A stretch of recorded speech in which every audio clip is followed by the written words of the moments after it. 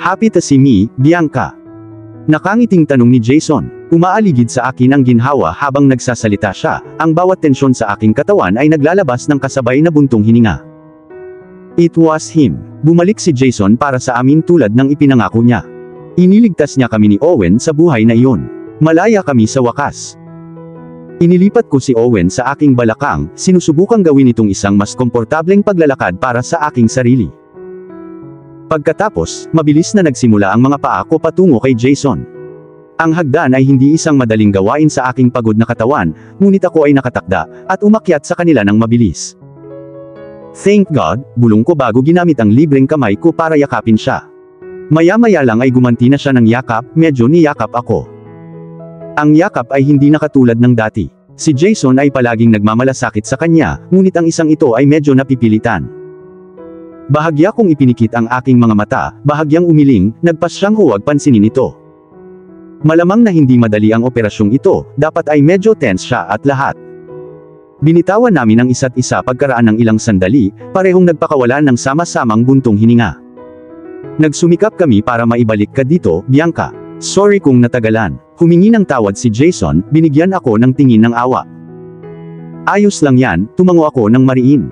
Isang himala na nabawi mo pa ako. Isang kirot ng pagkakasala ang tatama sa aking puso pagkaraan ng ilang sandali, isang pagsimangot sa aking mukha.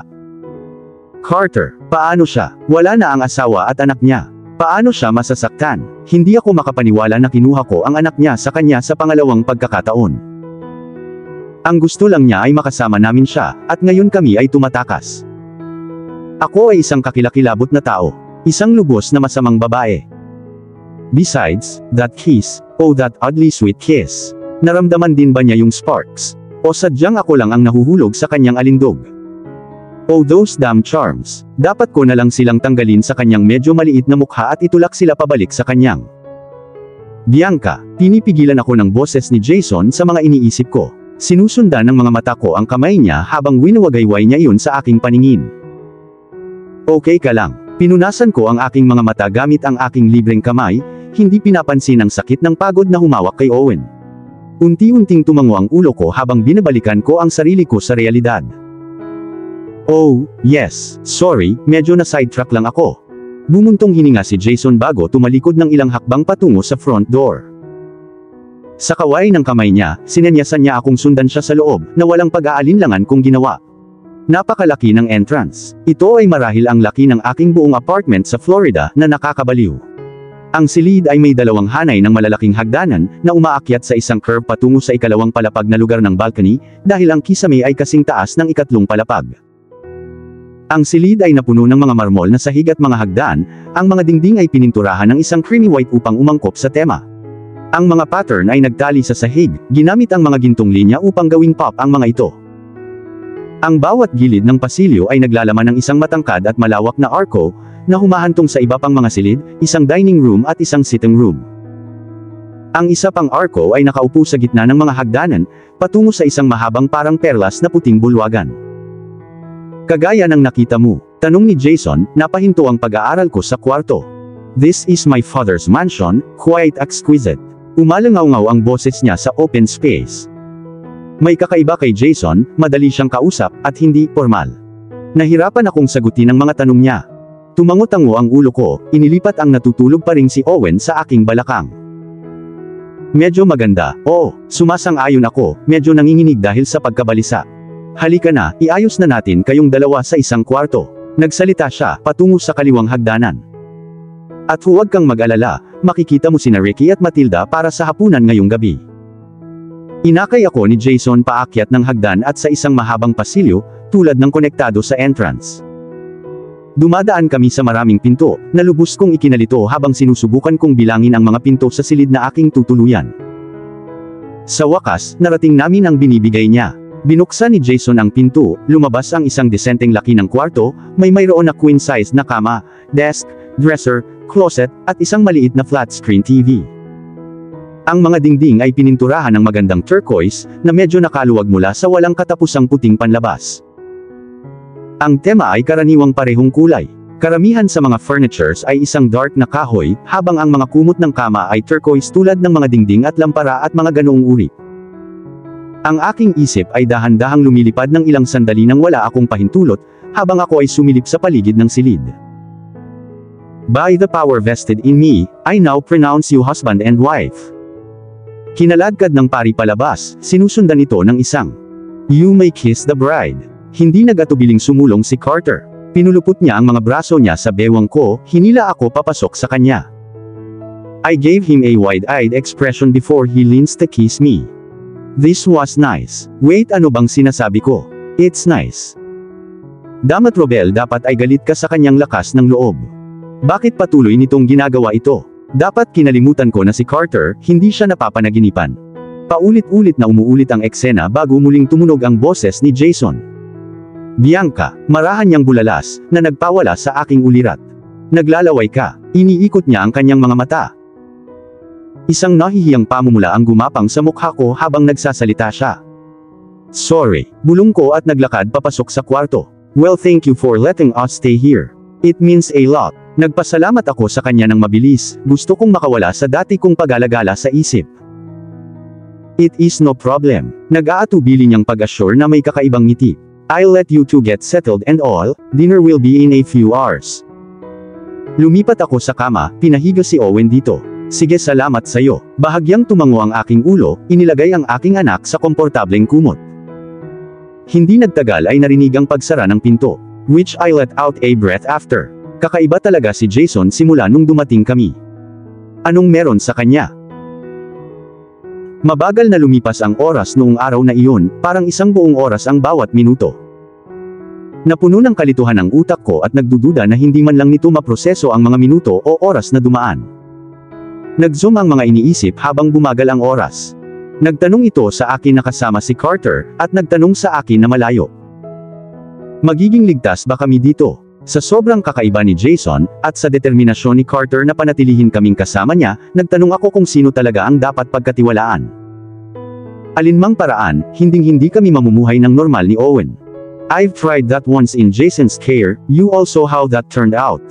Pero kasama si Carter, magiging ligtas kami, pero nakakulong. Kami ay makulong sa isang mansyon na walang tatakbo, ang mga pamamasyal ay kakaunti at pinangangasiwaan, palagi. Parehong may napakaraming pagbagsak, at pareho akong may ipit. Ang tanging ibang pagpipilian ay ang tumakas pareho, at iyon ay magiging impyerno sa lupa. Ang patuloy na takot sa galit ni Carter at ang lubos na pangungulila na dadaanan namin ni Owen ay hindi perpekto. Kung tatakbo kami mula sa parehong mga opsyon, mapupunta kami sa mga kumpletong estranghero. Sapat na akong masama sa pakikipagkaibigan. Ang mga ganitong pag-iisip ay pumasok sa aking isipan, ang isa ay nag-aaway sa isa pa sa loob ng maraming oras, hanggang sa, syempre, oras ng hapunan. Nagising si Owen mga 1 oras bago ang pagkain, at medyo naghi-hysterical pa rin siya. Halos kalahating oras kaming nakaupo sa kama habang inilalabas niya ang lahat, tila walang naitutulong ang aking mga salita sa kanyang takot. Hindi ko sinabi sa kanya na hindi na kami magkikita ni Carter. Ang buong pag-uusap na iyon ay para sa isa pang araw. I want him to get settled here bago niya malaman ang tungkol sa pangmatagalan. I also left out the fact that we were staying here with Jason and Matilda. Is wanted that to be a surprise to cheer up him when we all eat dinner together. Huminto ang isa sa mga kasambahay ni Jason at naghulog ng damit para sa aming dalawa habang natutulog si Owen. Masasabi kong hindi siya komportable kahit sa kanyang pagtulog, at ang gusto ko lang ay ang makaalis sa damn dress.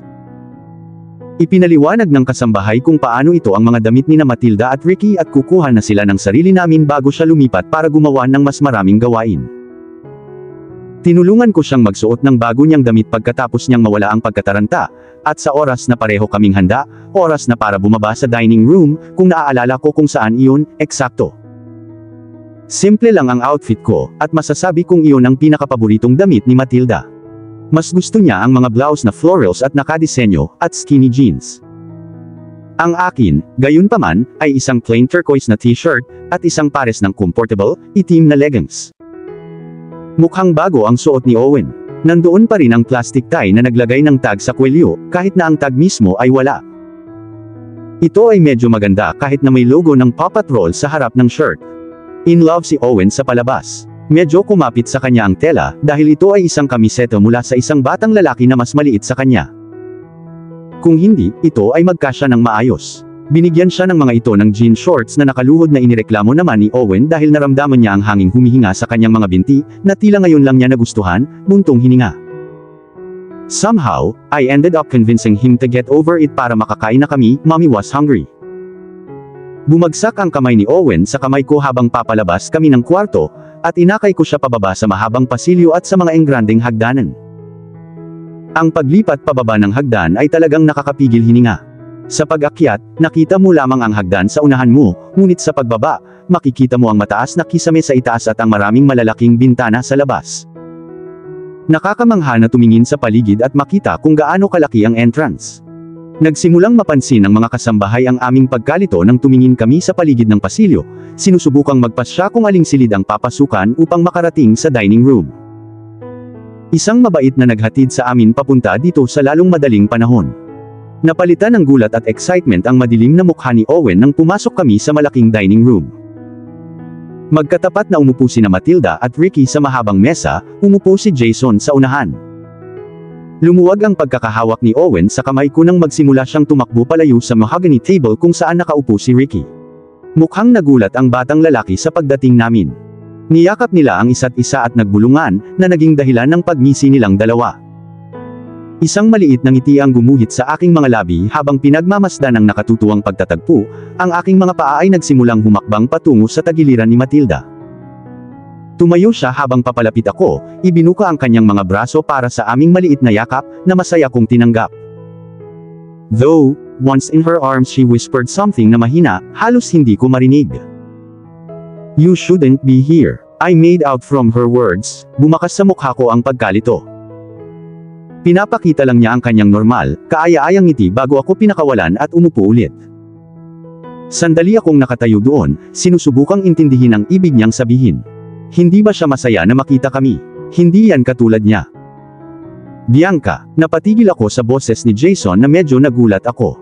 "Ayos ka lang?" tanong niya. Oo, napakamot ang ulo ko habang umuupo ako. It just got me how much I missed you guys habang wala kami. Pagsisinungaling ko, nagpakawalan ng malalim na hininga. Matagal akong tinitigan ni Jason bago itinuon ang mga mata sa plato niyang puno ng pagkain.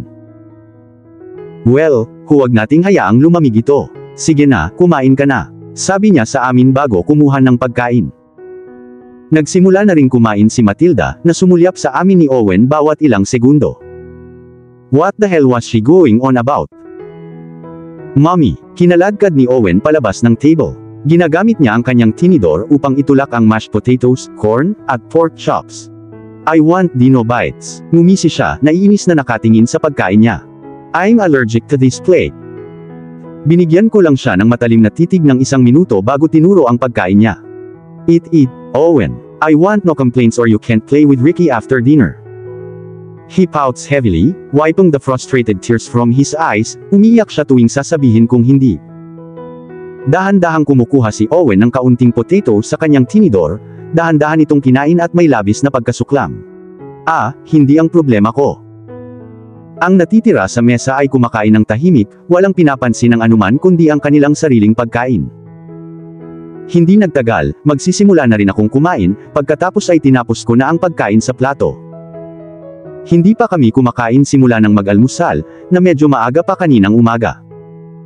Nang matapos ang hapunan, umalis si Jason sa kanyang opisina, naiwan kaming pinangangasiwaan ng isang gwardya sa dining room. Bakit kailangan ng bantay? Nasa loob kami ng mansion. Wala talagang sense. Lumingon ako sa upuan ko kay Matilda with a questioning glare. "Anong ibig mong sabihin kanina nang?" Naputol ako nang lumipad ang kamay ni Matilda sa bibig ko. "Hindi natin pwedeng pag-usapan dito." Siya ay nagsasalita sa mahinang bulong, halos hindi marinig. "Meet me in the laundry room by the bathroom down here. 3rd row door sa kanan ng hallway sa gitna ng hagdan." Siya ang nagdidirekta. 2:00 ng madaling araw. Gets it? Nagsasalita siya sa pag-aalala, ang kanyang bulong na mahina tulad ng dati. Nahuli ng gwardya ang aming pagbubulungan at nagsimulang pasulong, huminto nang makalapit siya sa aming mga upuan. Nagsimula akong tumawa habang ginagawa niya iyon, para bang nagbiro si Matilda. Magre-relax ang gwardya, at iiwan ko ang isang nalilitong Matilda na nagtataka habang lumilingon ako sa mga batang lalaki na naglalaro sa kabilang panig ng mesa. Nasa panganib ba tayo kapag nandito tayo? Well, of course we are. Pero sino ang panganib? Galit ni Carter, or kay Jason? At dito na po, nagtatapos ang part 13 ng ating kwento. Sabay-sabay po nating abangan ang susunod na kabanata. Maraming salamat po. God bless and stay safe.